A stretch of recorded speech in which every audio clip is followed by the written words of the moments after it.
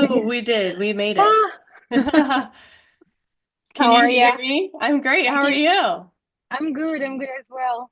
Good to see you and to meet you. Good. Yes, good to see you. Thanks for taking time for coming to the podcast today and Yeah, sharing a little bit about yourself. I just kind of found you on Instagram and yeah, I love that you teach Ayurveda. yeah. It's my passion, I think. Yeah, that's great. I love hmm when people just keep their passions alive. Yeah, that's the Yeah. one way to be alive, I believe. You're right. I Yeah. agree.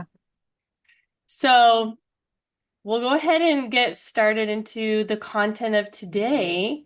Yeah, So, first off, can you kind of introduce yourself to the listeners, give a little bit of a background, and talk about how you came to be where you are right now? yeah, of course. So my name is Stephanie, and I'm 37 years old. I am a mother of two. Currently, my latest one is 5 months old, so little baby. And I live Oh. in the Twin Cities, near the Twin Cities in Minnesota. Yeah.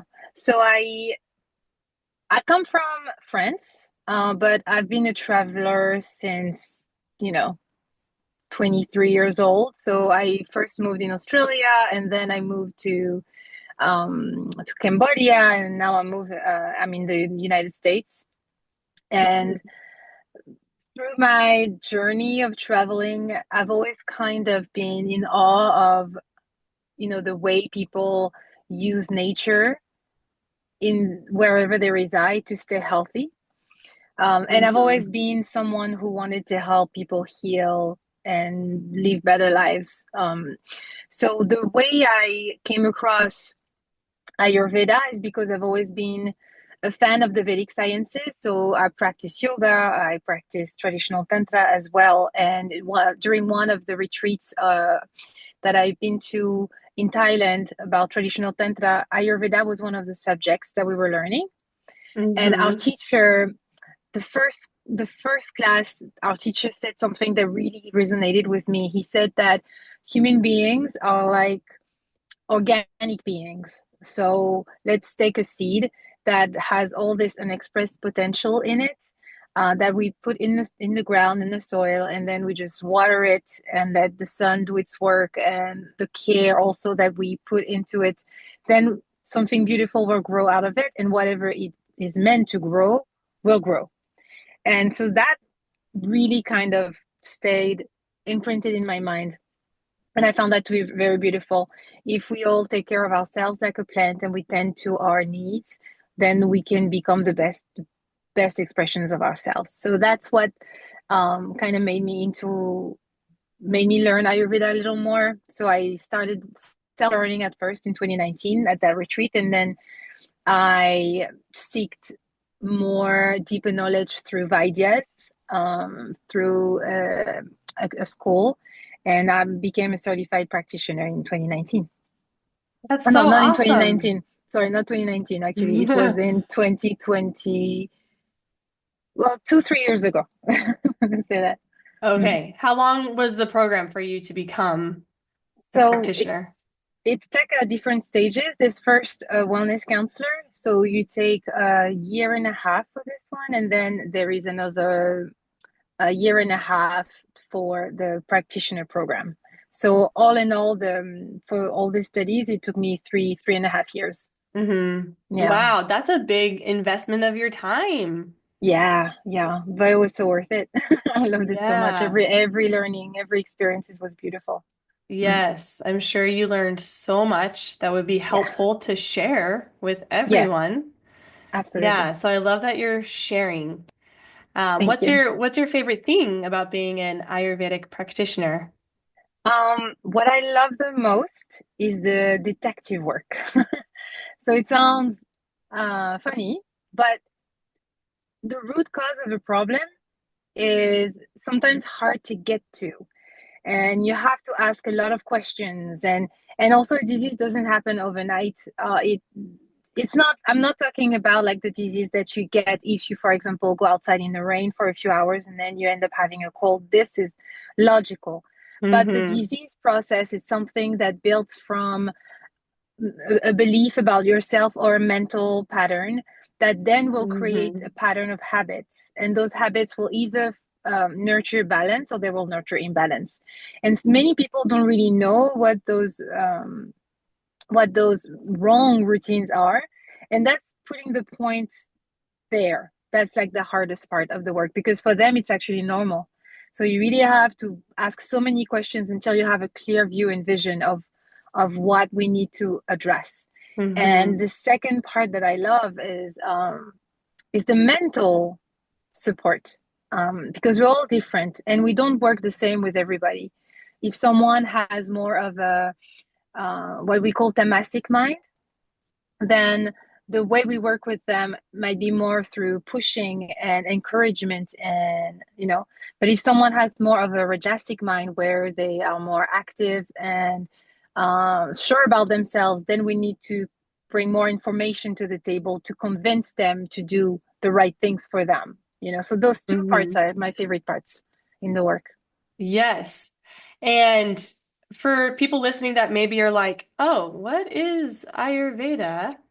What would Yeah. be like your definition of it? So Ayurveda is the combination of two root words, Sanskrit words. One of them is Ayush, which means life, and Veda is science. So when you put them together, you have Ayurveda as being the science of life. The way I would say it is, I would add to it that it's a metaphysical science, but also a way of living. It's a way of living where you get to know yourself and to live in harmony with nature.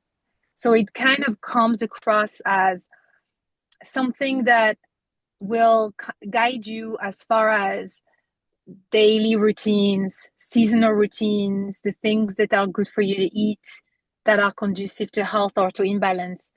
It goes also into the activities that you should be doing, the clothes that you should wear, the mind, the mental process that you should nurture to be in harmony, to be happy. So it's Yes.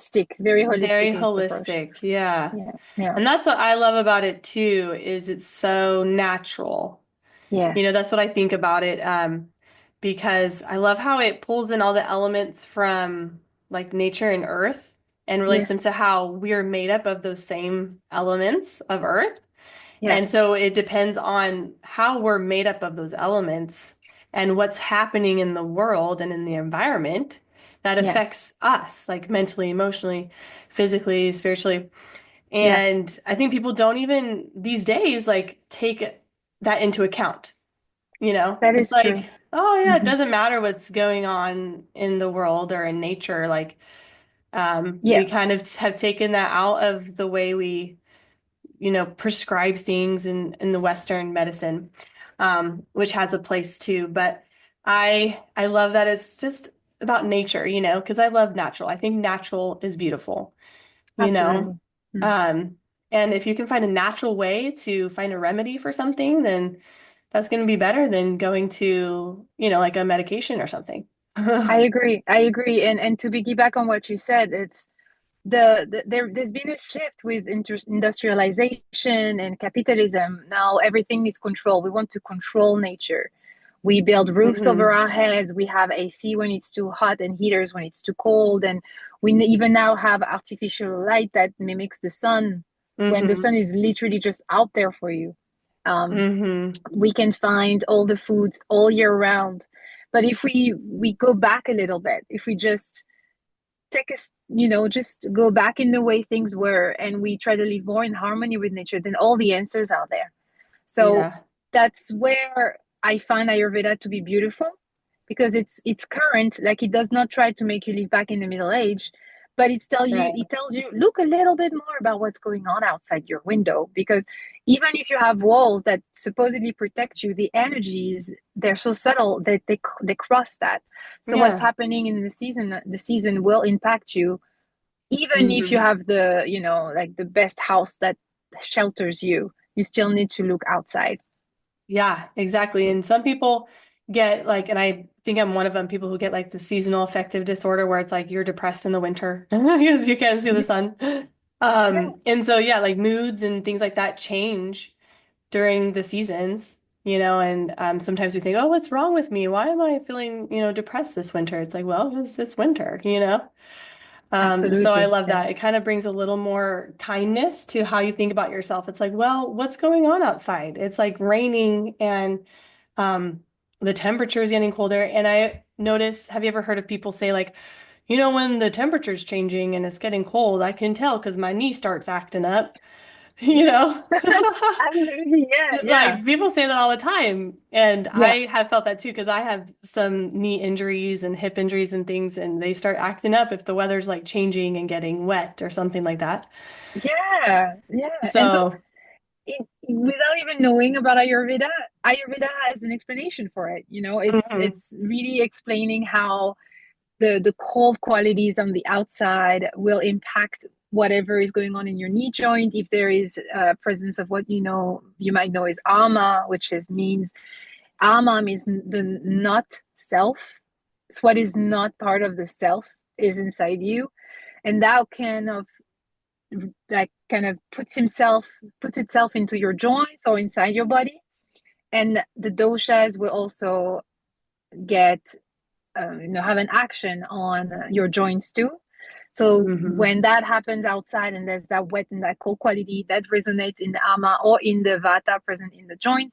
So what will help is heat or oil or something that mhm. to remove the ama that's there.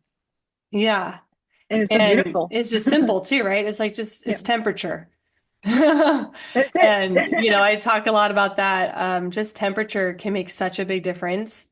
When you get like ouchie, like my kids will get an ouchie, and I'll be like, you want an ice pack? And they're like, yeah, that makes it feel better. Or if I have, aches and pains, taking like a warm bath, it just like, oh, it feels better. The temperature is so. Absolutely. Yeah, Yeah, and yeah, people like to take their cold plunges, I don't know yeah, if you have like an opinion about cold plunges, but I know some yeah. people who do that and they swear by it. Like, oh, it just, Yeah. yeah. I might make enemies. Well, I've really looked into it because the Wim Hof methods and many other Yeah, practices in the Nordic countries that are also about going into the hot and the cold. There yeah. is nothing in Ayurveda in the classical text that would recommend such a thing. Hmm. Um, the simple reason is here is that cold is something that constricts the vessels. It's something that blocks the nadis, Hmm. the channels of the body. Yeah. Whereas heat is something that will open up the channels and just allow the energies to flow through the Hmm. body. We Yeah. have an internal body temperature that the body works really hard to maintain, that Yeah. homeostasis of the body temperature. So when you do a cold plunge, it will block those channels and actually what we call it will create what we call a vata depletion, like a vata increase. Sorry, a vata increase, and that can create a lot of issues as far as for the skin, it is not really good at all. For the joint, it's not good. For the nervous system, it creates that shock. So Right. Ayurveda does not recommend cold plunges. Right. Yeah. Yeah. And I'm cool with that because I'm not about to do a cold plunge. Good. I will take a hot bath, but I'm not going Yeah. to take a cold plunge. Absolutely, absolutely. Uh, Yeah, I'm still trying to look into the ways it explains it. Maybe there's that release of hormones that creates that relaxation post cold plunge. But I mhm. think it's more showing that the body is really resilient Yeah, and it will find a way to be okay, but it doesn't mean that it is or it is better. That's right. my thought process on this. Yeah, Mm. same. I think it's just like more of a mental Yeah. thing, like, oh, I can do this, and you accomplish this, and you're like, yeah. Yeah. Yeah. Yeah. Yeah. Definitely. So I love how Ayurvedic kind of just talks about the seasons. And I like to, on Hmm. my podcast, do kind of an Ayurvedic tips with each Yeah. season that's coming. Like when it was coming on to winter, I talked about how you can kind of use Ayurvedic tips to help during the winter. Hmm. Um, And so we're coming up onto spring now, which is Yeah. wonderful. I love spring. It's like one of my favorites. So do you have any like Ayurvedic tips for springtime? Just general ones. Yes.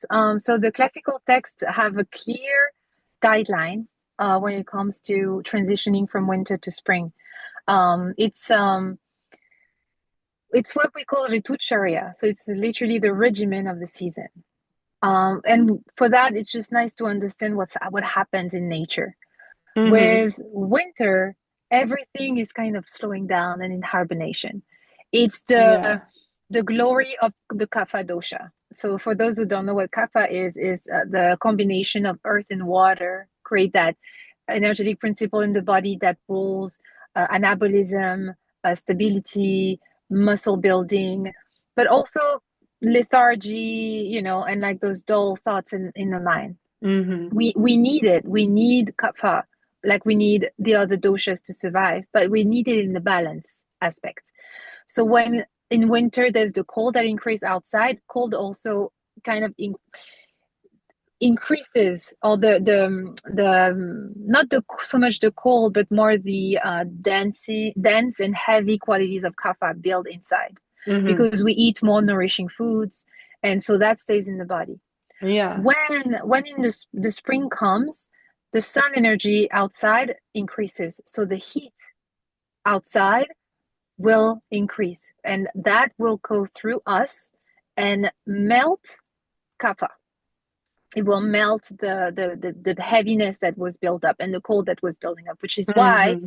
many people, when spring comes, they have seasonal allergies, or the sniffles, the runny nose, and Mm-hmm. We know a the lot about that in my family. right. Okay. Well, that's what how Mm-hmm. Ayurveda explains it. So what it does say is you Mm. need to balance kapha dosha, and in order to do that, they recommend in the diet aspect of things more warming foods such as ginger, black pepper, turmeric, cinnamon. Those warming spices should be added more into the food that you eat. Also, the food that you eat should be lighter in for the digestion. So things that are more cooked and liquidy, such as broth or vegetable soups. Um, and what you will put in the soup will also change from the winter to spring. More leafy greens, more bitter taste.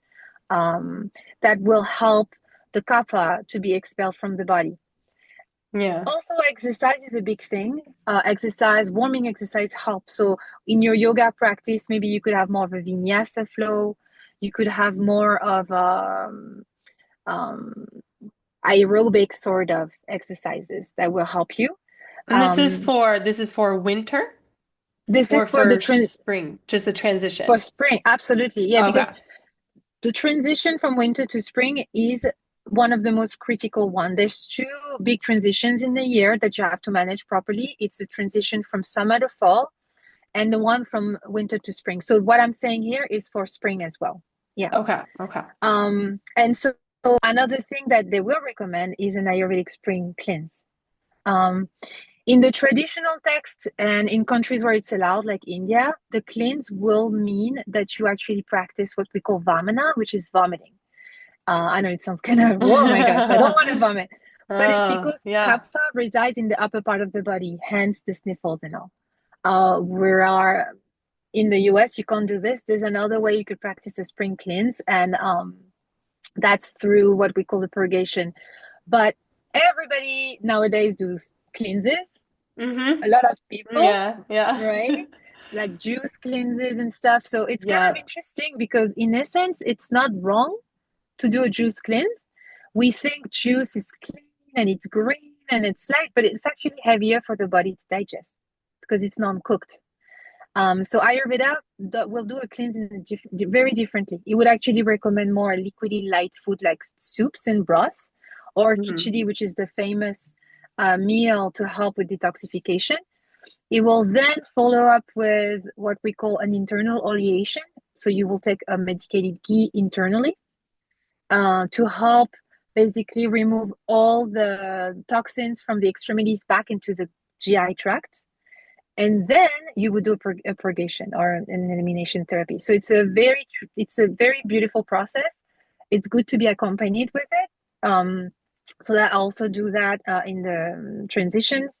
I will run one in April to help people who are interested with the cleanse.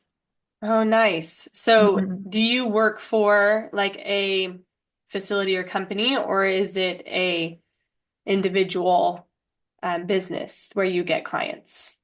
It's an individual business. We fight hard for Ayurveda to have its place in the US, like an Yeah, alternative way of medicine, but it is still non-licensed by the state or by, overall by the right. states. Yeah, So for now, it's still something that people do, individually. right. It's me, myself, and I. Yeah, Um, and I work either in person if you live near the Twin Cities, or I work online as well. Thank God for all the devices that we have where we can see people and talk to them, yeah, seeing yeah. them. That helps. So if someone wanted to book some sessions with you to work with you as Yeah. a holistic way of healing and whatever else, what's the best way for them to do that? So the first thing I'll say is follow me on Instagram, um, because like one of the main thing that will help someone be healthy successfully is trust. They need to trust the Yeah. person with who they work. And Mm-hmm. on Instagram, I try to show myself so that you can get to know me. Because once we work together, I want to see success as much as you. I want to Yeah. see you be happier, more content as much as you. So for that, Instagram, and then once Instagram's there, you can just reach out to me, text me directly for Instagram. I'm easygoing. Or you can go through my website, samayogaayurveda.com, and then the process starts. The process starts this way. Yeah. Mm-hmm. Yeah, that's perfect. Yeah, easy enough for sure. Yeah. We have wonderful tools these days that make it possible. So, and I can link that in the notes for the show too, if anyone wants a link for that. And you also, I think, mentioned on your Instagram that you're writing a book. Is that right? Yeah, yeah, I am. Yeah, that's So amazing. thank you, thank you. It really comes from my own experience as a mom, my postpartum journey. Yeah. We see a lot of things. We go through an amazing step as a woman, in a woman's Hmm. life.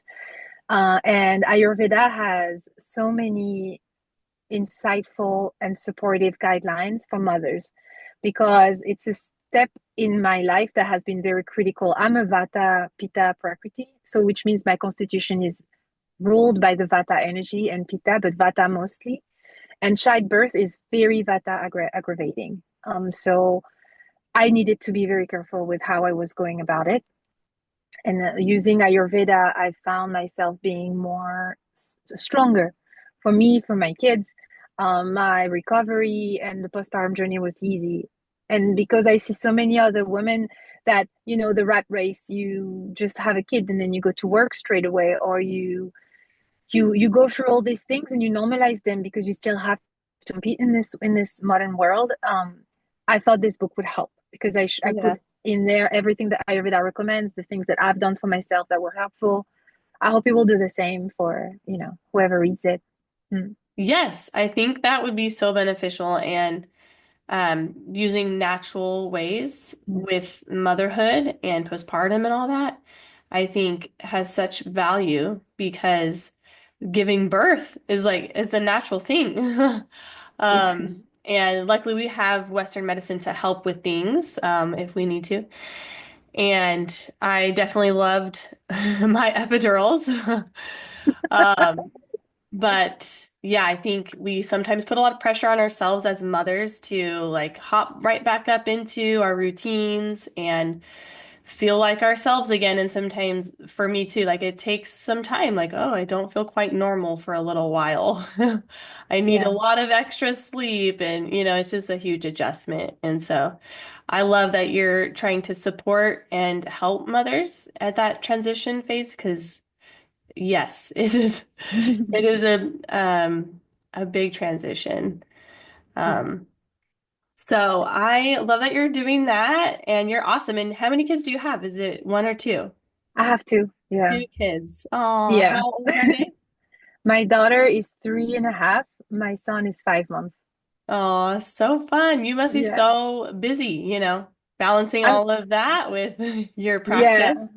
Yeah, I'm very busy. But again, like when you leave the Ayurvedic way, which I really like, apply myself to do, it's all a mental game. It starts with the Yeah. mind, it starts as an unexpressed Hmm. thought, and then you run with it and you just build around it. And for now, I think Ayurveda is essential. So it will always be there. But I did put my practice a little bit less. I'm still available, but Right. I won't help as many people fully. I will just reduce the amount of people that I work with. And I am a mom first, you know. That's my priority right now. But I help my Hmm. kids with Ayurveda too. So I'm also Yeah. really really enjoying this. And like you were talking about all the thoughts of thinking that we feel, or we feel tired, or we feel a little under the weather, or we feel a little, more gloomy.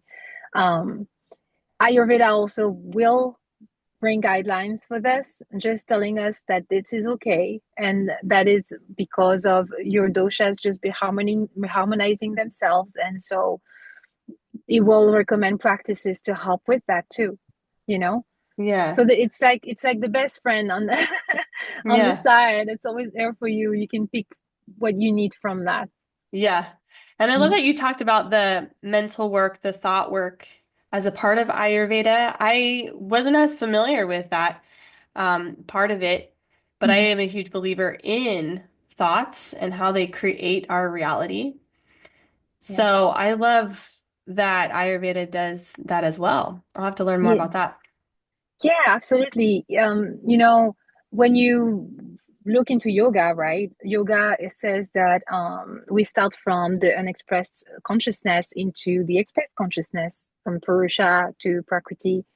That comes from a philosophical way of thinking that Ayurveda shares. So they have the same base there. Yeah. Um, and then it will also see that it's not necessarily the body that comes first, the mind comes first, but the mind feeds off the senses and therefore the body. So Mm. you can work with the body to apply it to the mind, or you can work with the Hmm. mind to apply it to the body. And it's just that Yeah. virtuous cycle that you can feed from both ends. Right. Yeah. Yeah. Mm. That's true. Because sometimes if I'm feeling physically a certain way, like maybe I'm physically tired, Yeah. then that gets into my mind too, where I'm just like, oh, like I don't want to put in the energy, like the positivity. I'm just like, I just want to be tired, Yeah. you know? And sometimes I'm like, oh, why am I, not Hmm. like thinking, on my feet here? Yeah. And if it's like, well, you're physically tired, and sometimes it originates in the body when we're feeling things, and then it moves to the mind. At least how I experience it, sometimes it seems that it originated in the body and moved Yeah. to the mind, and then you're like, well, what's going on with my mind today? It's like, Hmm. well, if you take care of your body, then the mind will follow suit. Well, the fun thing is in Ayurveda, the mind permeates the entire body. Like there is what we call the sthana, which is the place of residence for the doshas, and the mind would be the heart, right? But the mano, vahasrota, which is basically the route of the mind, is everywhere. So Hmm. I find that way of thinking, that way of understanding the body to be highlighting, like revelating and helpful to help people, to heal people. So even from some protocols for some clients, there will be a food or practice that will be supportive of the mind, because you can tell that if you don't address this there, nothing is going to go forward. Nothing is going to Okay. move. Yeah. Yeah. Mm. Yeah, that's true. Like the beliefs, the limiting beliefs, if you don't kind Yeah. of work there, then they're gonna always be there and Yeah. create that block. Absolutely. If I can, So, oh, sorry, go oh ahead. no, yeah, go ahead. Yeah, no, like I find in my practice, this is where things are like really, really need to shift for people, because either you come to me, a client will come to me knowing what Ayurveda is, and they want to work with it, pretty casually, or someone will come to Ayurveda as a last resort. They've tried everything Right. and nothing has Mhm. worked. So Yeah. I find that the people that come casually to Ayurveda, if for example I see that in their routines, let's say the morning coffee is a huge trigger for whatever their imbalances, and I tell them, well, that morning coffee, we should maybe do something about it. I encounter so much resistance to let go of Uh-huh. that morning coffee. It's like, no, I can't. That's my way to relax or whatever. Right. The mind will just mental Yeah. roadblock. Mm-hmm. Right. Yeah. But if someone comes with like this last resort, I have tried everything, I'll do anything. Hmm. They, it's like the wall has dropped, and there's more of a willingness to really do things differently because they saw that nothing worked back beforehand. Yeah. So Yeah. for them, they're ready, and then it's about maintaining the course. Right. Yeah, I Mm. love how you said about coffee. It reminded me when I was a nurse and I worked night shift, Mhm. 12-hour night shifts when I was working as a nurse in the hospital. Yeah. And starting there, the nurses were all saying that, oh, you don't drink coffee? You're gonna start drinking coffee on this job because you have to be up all night. And I was like, no. And I Uh, didn't. I oh didn't my start gosh, drinking coffee. I'm impressed. Yeah, it's also part of my religion because I belong to the Church of Jesus Christ of Latter-day Saints, and we also have kind of like nutritional guidelines too, in a way. Gotcha. Um, and but I also just think, yeah, all I needed was ice cold water, and I was totally fine. Yeah, yeah, yeah, yeah. So, Although ice cold water, you know what Ayurveda says about it. oh yeah, it's too extreme. Don't do that. Yeah, yeah. Yeah, yeah. You know it. Um, but yeah, thank you so much for coming on this show and giving us a little information on Ayurveda and what My you pleasure. do. And I think it's wonderful. I wish more people knew about it. So that's what we're doing here. We're trying to spread the word, how to help yourself in a natural way. Mm. And there's a whole practice, and there's people who practice helping you. And so I encourage anyone who's listening, if you feel inspired to connect with Stephanie or anyone else that you know of, and start using Ayurveda because I think it's Yeah, fun. I think it's great. So, and yeah. you're awesome. Thanks for doing what you do. And you're a great example and inspiration. So I Well, appreciate thank you. you. Thank you Yeah. so much for spreading the word and having me on your podcast. Because we need you. We need you to share the information. We need you to spread the word. So I'm grateful that Yeah. you came to me for this. Thank you so much for that, honestly. Mm. Of course. Thank you, Stephanie. We'll Yeah, keep in touch. for sure. Talk to you later. Thank you.